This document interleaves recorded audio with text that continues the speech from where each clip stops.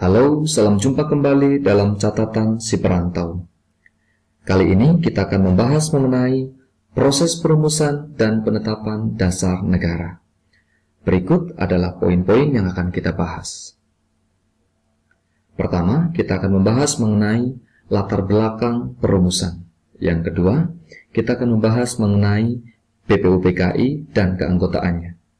Yang ketiga, kita akan membahas mengenai proses perumusan dan penetapan.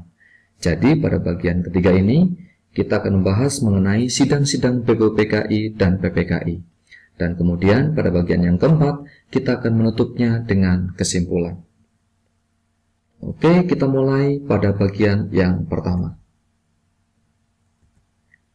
Latar belakang proses perumusan dasar negara. Apa sih yang melatar belakangi proses perumusan dan penetapan dasar negara? Bisa kita lihat bersama. Proses perumusan dan penetapan dasar negara bermula dari peristiwa kekalahan pasukan Jepang dari Sekutu. Jepang mengalami banyak kekalahan dan membuatnya kehilangan banyak wilayah kekuasaannya. Demikian, Jepang dalam keadaan terdesak. Karena situasi terdesak itu, Jepang mencoba menarik simpati rakyat Indonesia untuk membantu kepentingannya. Oleh karena itu, Jepang menjanjikan kemerdekaan kepada bangsa Indonesia.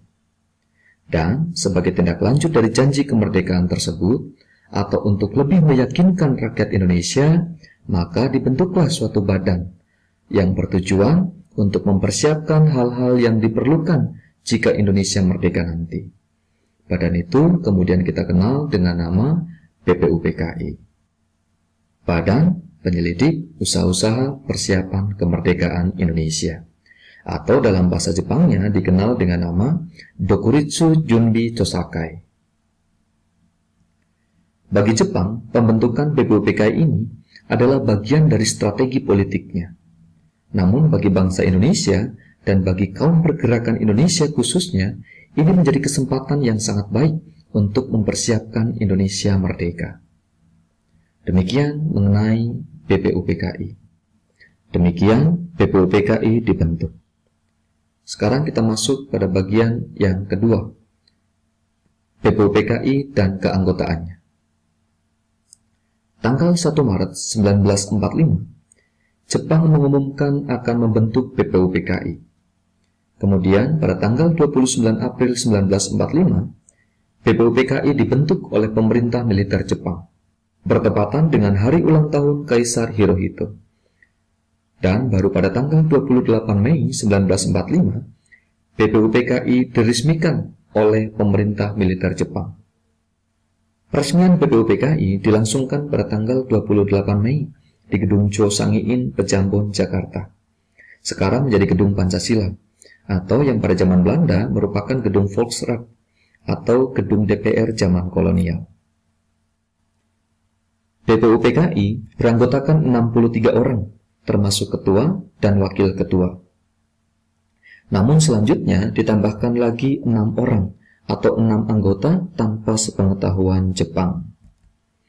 BPUPKI diketuai oleh Dr. Rajiman Wedyodiningrat dengan wakilnya dari Jepang, Ichibangase Yoshiu, dan wakil dari Indonesia adalah Raden Panji Suroso.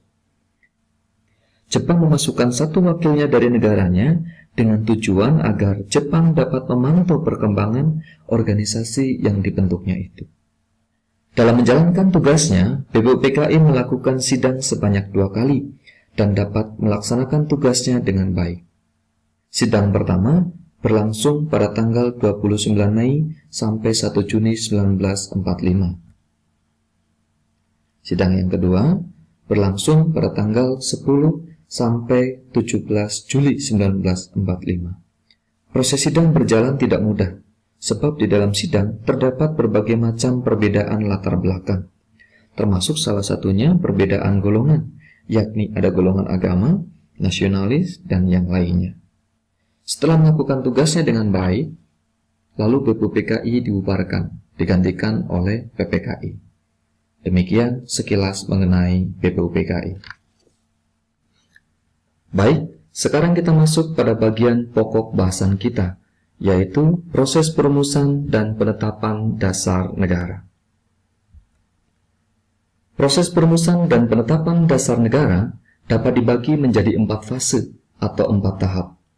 Tahap pertama adalah sidang BPUPKI yang pertama, yang berlangsung pada tanggal 29 Mei sampai 1 Juni 1945. Tahap kedua adalah masa reses. Ini adalah masa istirahat, masa jeda antara sidang pertama BPUPKI ke sidang kedua BPUPKI. Kemudian tahap yang ketiga adalah sidang BPUPKI yang kedua, yang berlangsung pada tanggal 10 sampai 17 Juli 1945.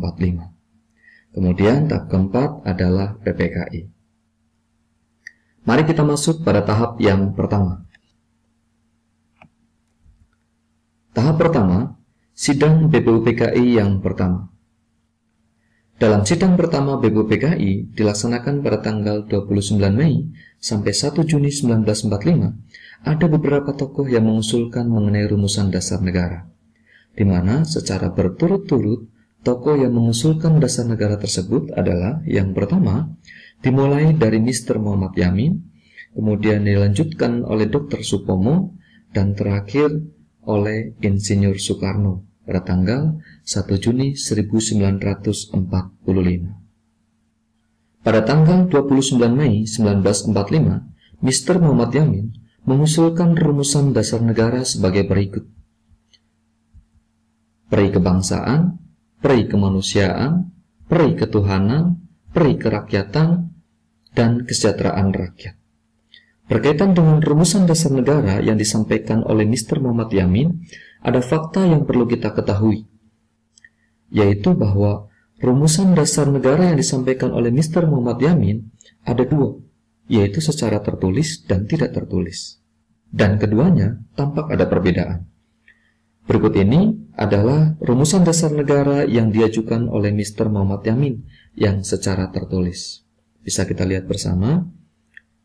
Yang pertama adalah ketuhanan yang Maha Esa, yang kedua adalah kebangsaan persatuan Indonesia, yang ketiga rasa kemanusiaan yang adil dan beradab, keempat kerakyatan yang dipimpin oleh hikmat kebijaksanaan dalam permusyawaratan perwakilan, dan yang kelima adalah keadilan sosial bagi seluruh rakyat Indonesia. Demikian adalah rumusan dasar negara yang disampaikan oleh Mr. Muhammad Yamin. Pada tanggal 31 Mei 1945, Dr. Supomo sebelum menyampaikan rumusan dasar negaranya, terlebih dahulu menyampaikan gagasannya mengenai konsep negara, yaitu mengenai yang pertama, teori negara perseorangan atau individualis, kedua, mengenai paham negara kelas atau kelas teori atau teori golongan, dan yang ketiga adalah paham negara integralistik. Setelah itu, baru Supomo menyampaikan rumusan dasar negaranya. Berikut adalah rumusan dasar negara yang disampaikan oleh Dr. Supomo. Yang pertama adalah persatuan, kedua adalah kekeluargaan, ketiga adalah keseimbangan lahir dan batin, keempat adalah musyawarah, dan yang kelima adalah keadilan rakyat. Setelah Dr. Supomo, baru kemudian tanggal 1 Juni 1945, giliran Insinyur Soekarno menyampaikan pidatonya. Pidatonya itu kemudian hari dijadikan sebagai peringatan hari lahirnya Pancasila. Dalam pidatonya, Soekarno menyampaikan rumusan dasar negara sebagai berikut. Yang pertama adalah kebangsaan atau nasionalisme, yang kedua adalah kemanusiaan atau internasionalisme, yang ketiga adalah mufakat atau demokrasi, dan yang keempat adalah kesejahteraan sosial, dan yang kelima adalah ketuhanan yang berkebudayaan. Selanjutnya, Soekarno menyampaikan juga bahwa kelima sila itu dapat diperas menjadi 3 sila. Apa saja itu? Yang pertama, sosionasionalisme. Ini adalah gabungan kebangsaan dan peri kemanusiaan. Ini adalah paham kebangsaan yang berperi kemanusiaan, atau nasionalisme yang berinternasionalisme. Artinya, bangsa yang hidup bersama dalam keluarga bangsa-bangsa. Kemudian, Yang kedua, sosiodemokrasi. Ini adalah gabungan dari demokrasi dan kesejahteraan. Ini adalah paham demokrasi, persamaan seluruh rakyatnya dalam bidang politik, sosial, ekonomi, budaya, dan agama. Kemudian yang ketiga adalah ketuhanan. Ketuhanan dengan maksud untuk menjiwai dasar sosionasionalisme dan sosiodemokrasi. Demikian, ketiga sila tersebut dikenal dengan nama Trisila. Demikian Trisila ini dapat dibagi menjadi satu sila atau dikenal dengan istilah ekasila, yaitu gotong royong. Ekasila atau gotong royong ini merupakan upaya Insinyur Soekarno untuk menjelaskan bahwa konsep rancangan dasar negara ada dalam satu kesatuan. Berbeda dengan yang lainnya, dari ketiga tokoh yang menyampaikan usulan rumusan dasar negara, Insinyur Soekarno memberikan nama untuk rumusan dasar negaranya itu. Insinyur Soekarno, berdasarkan usulan dari seorang teman yang juga ahli bahasa, memberikan nama yang awalnya Pancadharma menjadi Pancasila. Oleh karena itulah, pidato Insinyur Soekarno pada tanggal 1 Juni 1945 diperingati sebagai hari lahir Pancasila. Sebab istilah Pancasila dijadikan sebagai nama untuk rumusan dasar negara. Baik, sekarang kita masuk pada fase selanjutnya, yaitu masa reses. Hingga sidang pertama BPUPKI selesai, belum juga disepakati rumusan dasar negara yang mana yang akan dijadikan sebagai dasar negara. Maka kemudian dibentuklah suatu panitia kecil untuk membahas kembali usulan-usulan mengenai dasar negara dan untuk mengakomodasi ide-ide yang lainnya. Namun karena mengalami deadlock, maka kemudian dibentuklah panitia kecil lain, yaitu Panitia 9. Panitia 9 ini kemudian melaksanakan sidangnya, melaksanakan rapatnya, lalu menghasilkan Piagam Jakarta atau Jakarta Charter. Piagam Jakarta inilah yang merupakan pembukaan UUD NRI 1945.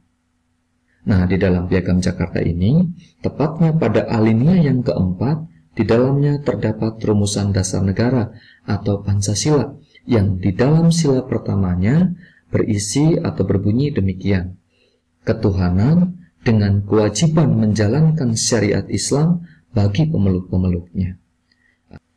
Atau lebih lengkapnya, rumusan Pancasila dalam Piagam Jakarta adalah sebagai berikut.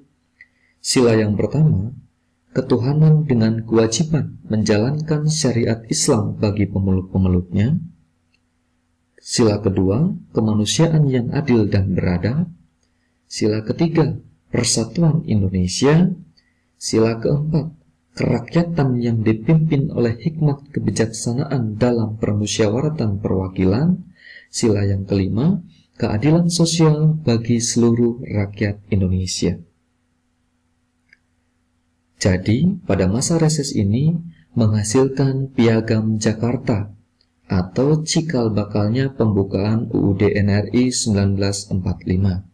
Yang di dalamnya terdapat rumusan dasar negara, yaitu Pancasila. Tepatnya terdapat dalam alinea yang keempat.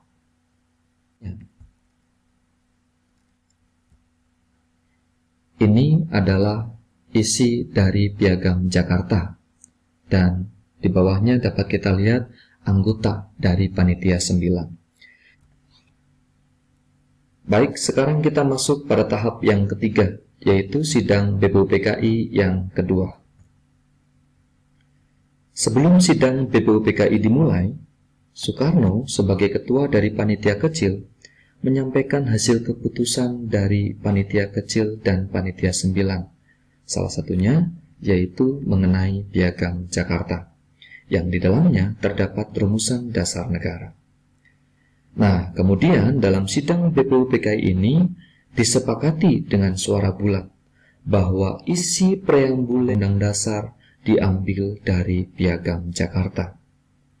Dengan demikian, dalam sidang BPUPKI yang kedua ini, rumusan dasar negara yang disepakati adalah rumusan dasar negara yang terdapat di dalam Piagam Jakarta, yaitu dasar negara atau Pancasila, yang pada sila yang pertama tertera kalimat ketuhanan dengan kewajiban menjalankan syariat Islam bagi pemeluk-pemeluknya, seperti yang bisa kita lihat di layar ini.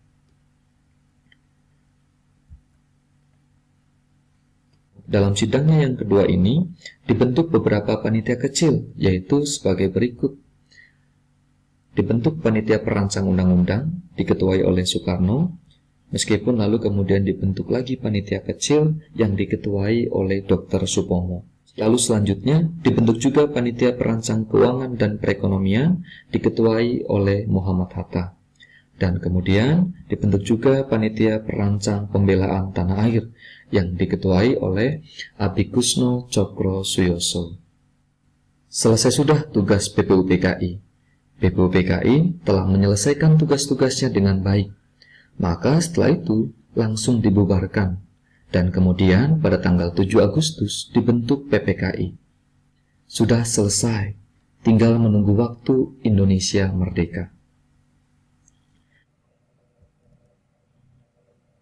Dalam prosesnya, sebelum sampai kepada waktu yang dijanjikan, Jepang menyerah kalah dari sekutu. Hal ini diketahui oleh kaum pergerakan Indonesia, para pemuda khususnya. Maka dengan segera, para pemuda menemui golongan tua, yaitu Insinyur Soekarno dan Muhammad Hatta, untuk segera memproklamasikan kemerdekaan tidak sesuai dengan waktu dalam perjanjian dengan Jepang, supaya kita merdeka benar-benar dari tangan dan usaha kita sendiri. Namun demikian, tidak begitu saja disepakati. Bahkan Insinyur Soekarno dan Muhammad Hatta harus diamankan ke Rengas Dengklok agar tidak terpengaruh oleh Jepang. Disitulah pada malam hari itu juga disepakati waktu proklamasi, dan kemudian teks proklamasi diketik langsung oleh Sayuti Mele. Benarlah keesokan harinya pada pukul 10 pagi di Jalan Pegangsaan Timur dibacakanlah teks proklamasi kemerdekaan itu.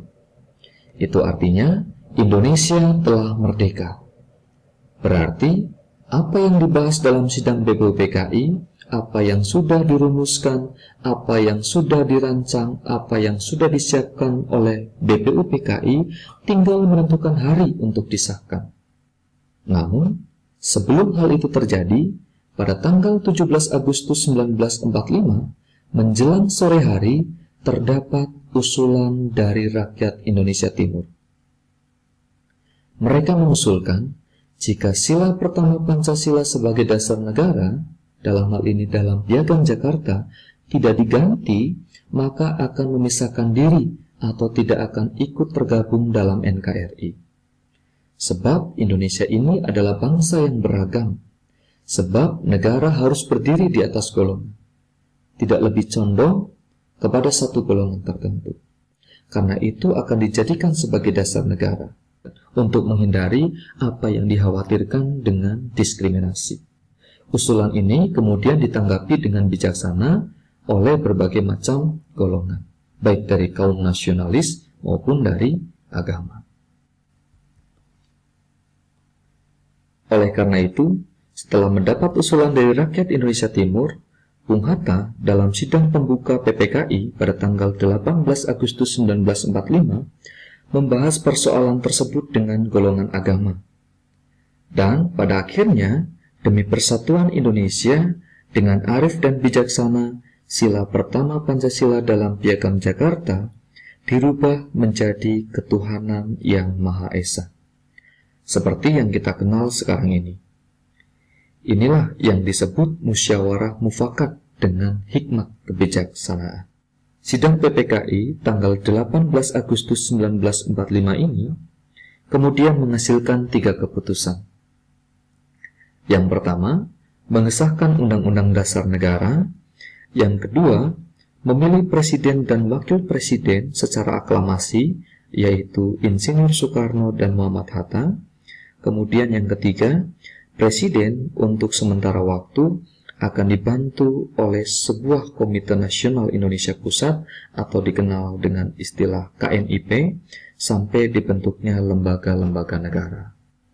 Demikian, dengan disahkannya Undang-Undang Dasar Negara Republik Indonesia, di mana di dalamnya terdapat rumusan dasar negara, yaitu Pancasila, tepatnya dalam pembukaan pada alinea yang keempat, maka secara otomatis Pancasila juga ikut disahkan.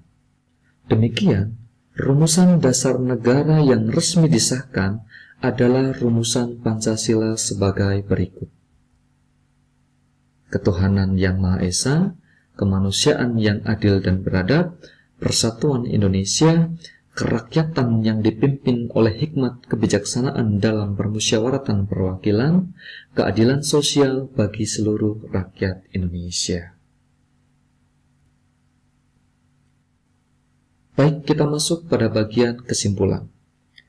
Simpulan yang pertama, perumusan dan penetapan dasar negara dilakukan oleh BPUPKI dan PPKI, di mana BPUPKI bagian merancang, merumuskan, merencanakan, dan yang menetapkan adalah PPKI. Poin kedua, secara umum, proses perumusan dan penetapan dasar negara dibagi menjadi 4 fase.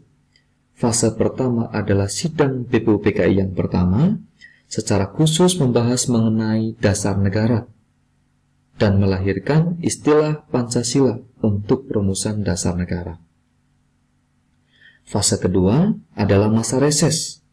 Masa reses adalah masa jeda atau masa istirahat antara sidang pertama ke sidang kedua BPUPKI. Pada masa ini menghasilkan Piagam Jakarta atau pembukaan UUD NRI 1945. Kemudian tahap yang ketiga adalah sidang BPUPKI yang kedua. Dalam sidang BPUPKI yang kedua disepakati rumusan dasar negara Pancasila yang terkandung dalam Piagam Jakarta yang masih termuat kata syariat Islam pada sila pertamanya.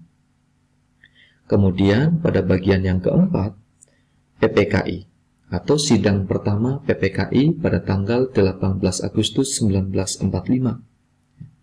Rumusan dasar negara Pancasila dalam Piagam Jakarta mengalami perubahan sila pertamanya menjadi ketuhanan yang Maha Esa. Dan kemudian PPKI menghasilkan 3 keputusan, yaitu mengesahkan Undang-Undang Dasar, memilih Presiden dan Wakil Presiden, yaitu Soekarno dan Hatta. Kemudian pada bagian yang ketiga, memilih Presiden dan Wakil Presiden, yaitu Insinyur Soekarno dan Muhammad Hatta. Dan kemudian yang ketiga, Presiden untuk sementara waktu akan dibantu oleh sebuah Komite Nasional Indonesia Pusat atau KNIP sampai dibentuknya lembaga-lembaga negara. Ini adalah beberapa contoh semangat dan komitmen para tokoh dalam proses perumusan dan penetapan dasar negara. Akan dibahas pada kesempatan berikutnya.